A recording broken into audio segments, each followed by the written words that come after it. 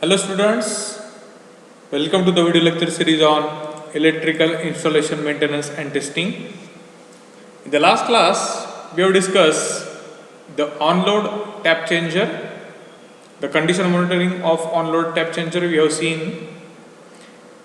Today we are interested for the dissolved gas analysis.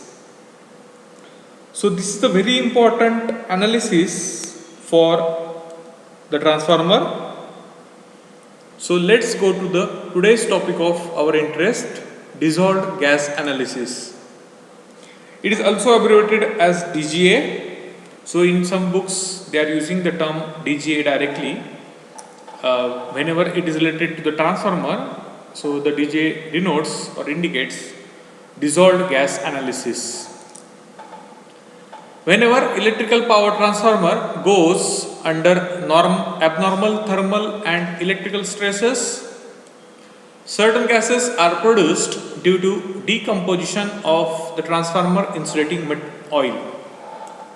So whenever there are thermal and electrical stresses are going to arise inside the transformer, then there are some gases they are going to produce because of there is a decomposition of transformer oil. So if we can identify that gases of nature, then we can find out the cause of the thermal and electrical stresses that are going to arise, and we can prevent our transformer from failure. Let's say whenever the fault is a major, the production of decomposed gases are more and they get collected in Buchholz relay. So by this name you can understood that this is a relay and which is going to detect these decomposed gases, and the scientist who have invented this relay, because of his name, they have given this as Buchholz relay. But no doubt, whenever the stresses are not significantly high, the gases due to the decomposition of the transformer insulating oil will get enough time to dissolve in the oil. Hence, by only monitoring the Buchholz relay, it is not possible to predict the condition of the total internal healthiness of the electrical power transformer. That is why it becomes necessary to analyze the quantity of the different gases dissolved in the transformer oil. From dissolved gas analysis of a transformer oil or DGA of the transformer oil, one can predict the actual condition of internal health of a transformer. It is preferable to conduct the DGA test of the transformer oil in routine manner. To get the prior information about the trend of deterioration of the transformer health and life, generally the gases found in the oil in the service are mainly they are following, that is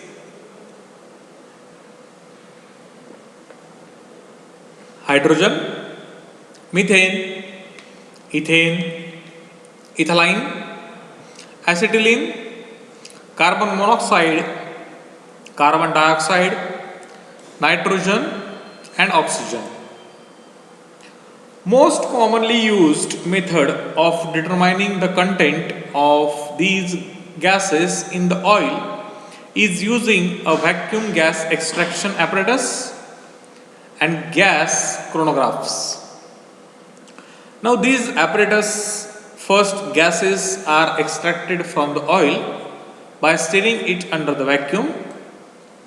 These extracted gases are then introduced in the gas chronographs for the measurement of each components, and during the DGA test of a transformer oil, CO and CO2 are found in large quantity. It is predicted that there is a decomposition of the proper insulation.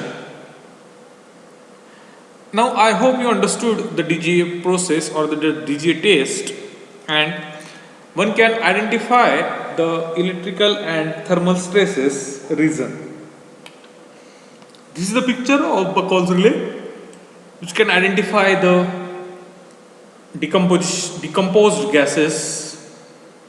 So this is the transformer tank and it is connected to the conservator, and you can see this, if there is a gases are going to arise, so this you can say the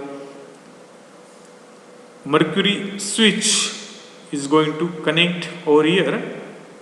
So this will go like this and it is get connected to the here.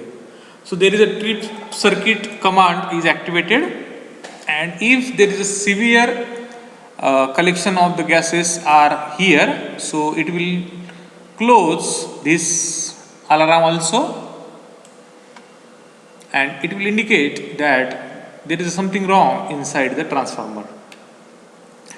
Now, abnormal faults are the main cause of failure of a transformer in service as a result of a transformer design, that is hard spots, manufacture, that is loose bolts, operation through the faults overloading, or poor maintenance such as high moisture, oxidized oil, leaking gaskets, corrosion, etc. Most of the electrical and thermal faults can be detected by dissolved gas analysis in the oil. The paper insulation is also slowly degrades during the life of the transformer, more or less rapidly depending on their operating and loading conditions.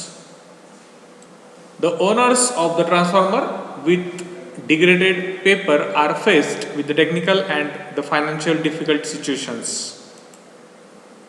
Now, if they do not replace these transformers early enough, they risk unplanned failures.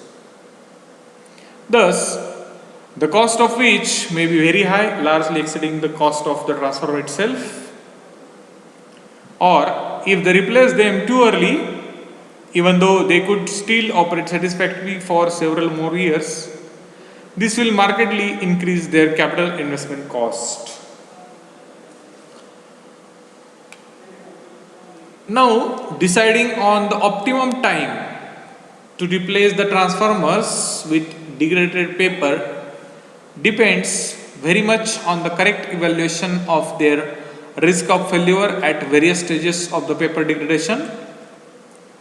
Presently, there is no agreement among transformer experts on this issue. Now,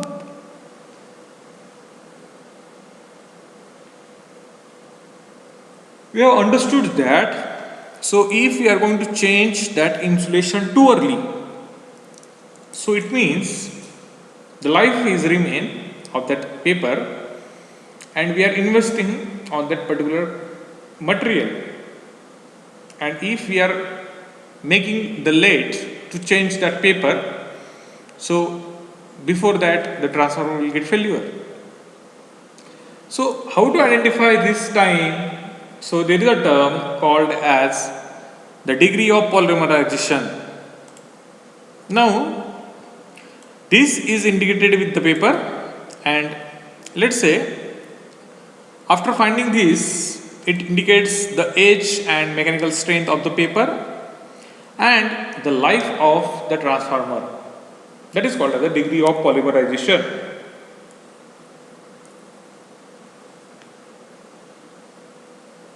The extent of paper degradation is represented by the degree of polymerization, or it is also called as the dP of the paper. The new insulating paper has typically a dP of 1100 and a high tensile strength. This high initial tensile strength is needed to run the insulating paper on the winding machines used to wrap it under tension and around the conductors without tearing it. In a transformer in service, dP decreases more or less rapidly depending mainly on the temperatures in the transformer and on the other factors such as moisture content, oxygen content and acidity of the oil. Now, if there is a more degraded paper is, so it means the lower is its dP value. So this 1100 value is going to decrease as soon as the paper starts degradation. Let's say from 1100 it goes to 200.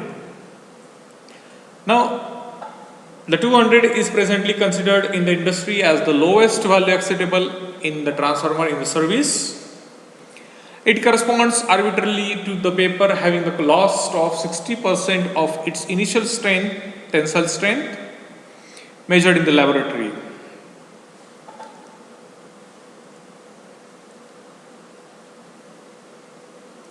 It has been assumed since the 1970s that below a dP of 200 paper is not able to withstand any more of the mechanical forces. Therefore, that the transformer are going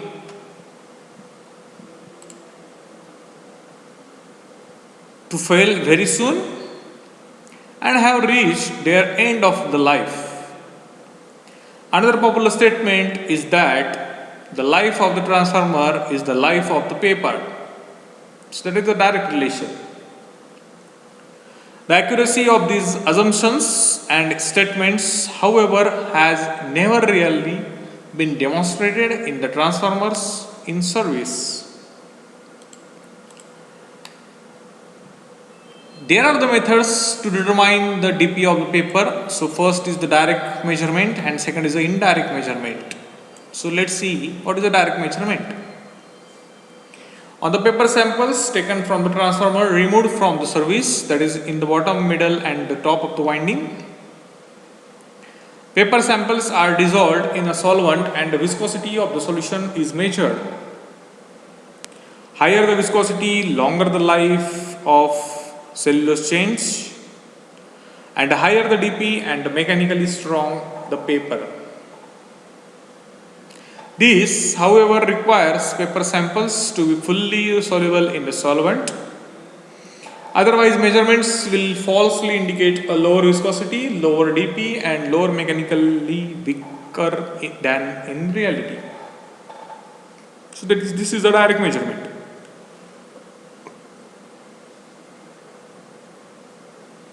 For indirect measurement,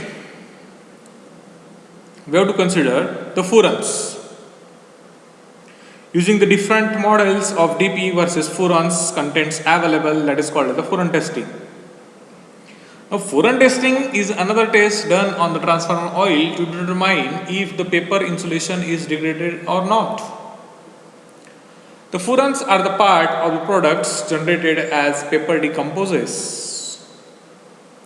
The causes of paper decomposition in the transformer includes the heat, moisture, oxidation and acidity. Now there is a question, what is furan? So generally the furan is a heterocyclic aromatic system consisting of 4 carbon and 1 oxygen. So here you can see we are using the 4 carbons and 1 oxygen in a 5 membered ring. So these are the oxygens connected to 5 membered ring. So this is the molecular formula C4H4O. So here is a 2 furan formula structure component. Now the insulation paper evaluation through the degree of polymerization. So that we have seen that the 1100 is ideal value and the value of trace paper lies in the range of 1000 to 1200 and the value of the at the end of the life, so the companies are taking 150 and 200. It means you have to change that insulating material.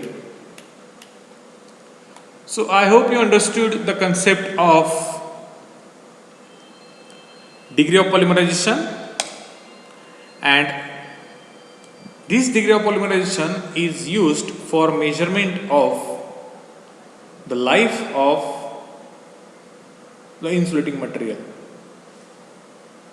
In the next class, we will discuss the induction motor fault diagnostic methods, that is called as the for vibrational signature analysis and motor's current signature analysis. Thank you. God bless you all.